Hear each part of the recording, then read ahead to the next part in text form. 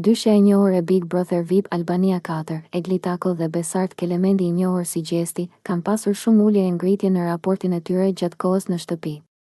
Megjithatë, së fundmi ata janë shfaqur më të qetë duke kaluar momente më relaksuese. Një moment qesharak ka ndodhur në shtëpi, kur Gjesti i ka kërkuar Egli Tako një shuplak, veç një shuplak, pa shkrejt hajt, pa ma hi shuplak, nuk ta qeli derën.